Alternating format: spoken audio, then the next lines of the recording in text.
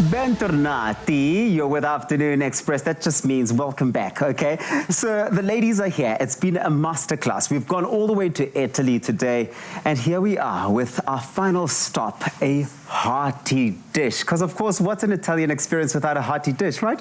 That's right, exactly. So we're going to be making tortellini. Oh. Tortellini is a little folded pasta with a meat filling, and we're going to actually be making it in soup, in a nice broth, not like you would think always with a pasta sauce. So something a little bit different. Okay. So traditionally, you know, as I said before, the Italians don't like wasting anything. Mm-hmm. So little bits of meat, that is when you butcher your meat is left over, it gets thrown into the pot.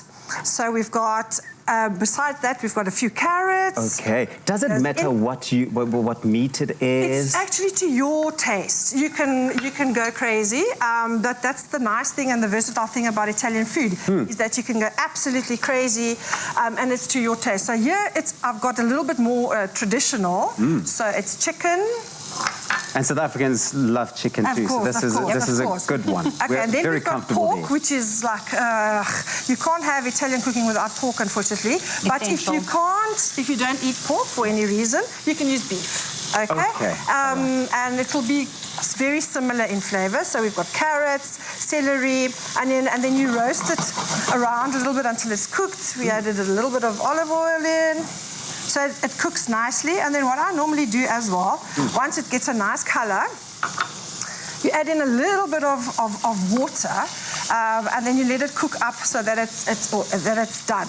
And what the water, does is that then you've got a little bit of stock left at the end. So when you blend it, it's not really dry. You can add a little bit of that stock in, so your filling is still nice and moist. You do want it moist. That's exactly, the thing. exactly. I'm always curious to find out. I mean, of course, this is, you know, a traditional approach to the tortellini. Yes. But with, you know, meat-free alternatives that we're seeing these days, how is the Italian sort of experience taking form there? Well, look, Italian food is actually very vegetarian. So they use a lot of vegetables in their cooking. So there's a similar type of pasta called the capelletto, which is also tortellini shape, but there it's just made with parmesan.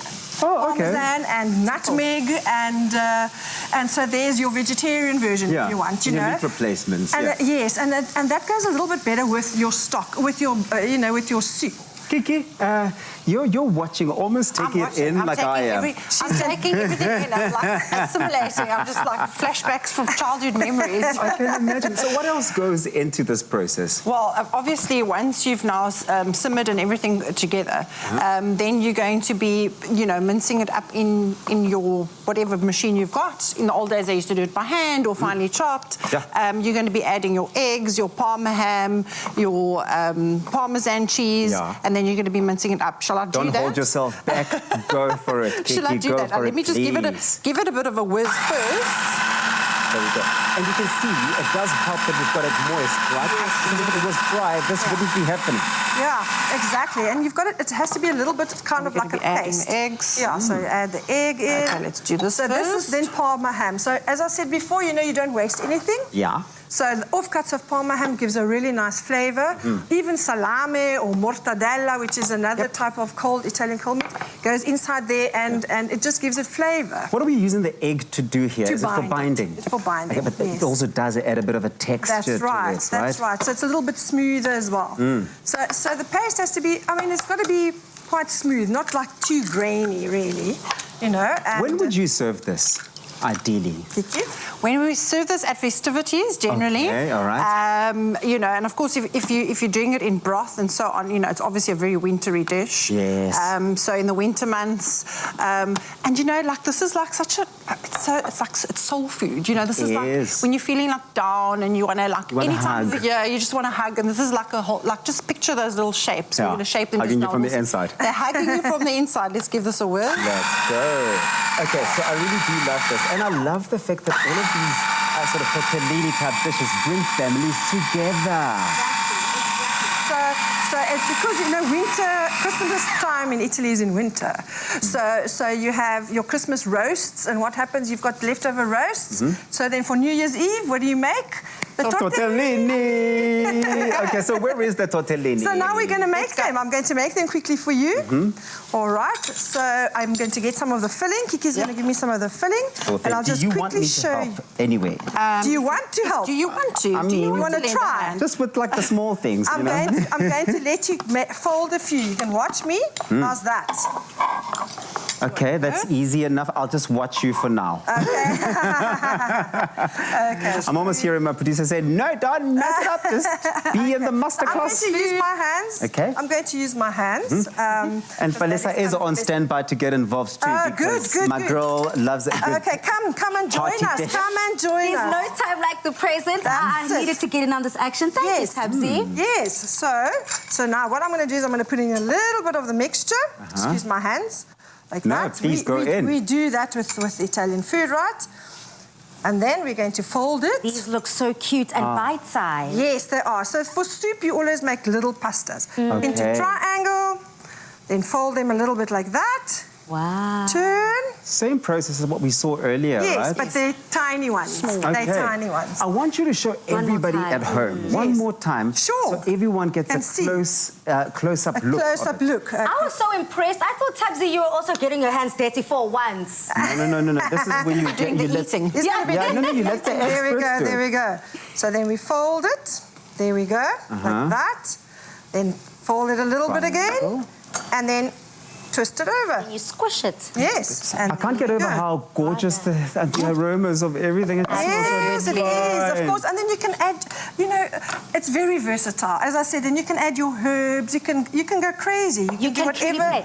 Yes. So then now when the tortellinis get to that stage, where to from here? So from there, we have to put them in the pot. Put them in the pot. Shall we do that? With our broth. Yes. Okay, so just make you a few we need a few more. Quickly. Well, it shows that, you know what, if we go visit these ladies at their know store, what they're doing, we know exactly what goes into that finished product. And you won't go home hungry. Oh, no, there we go. There we go. Just throw them in, and they need a lot of broth to swim in, so that's cool. And I suppose they also just continue then to just soak up all of those flavors within the broth as well.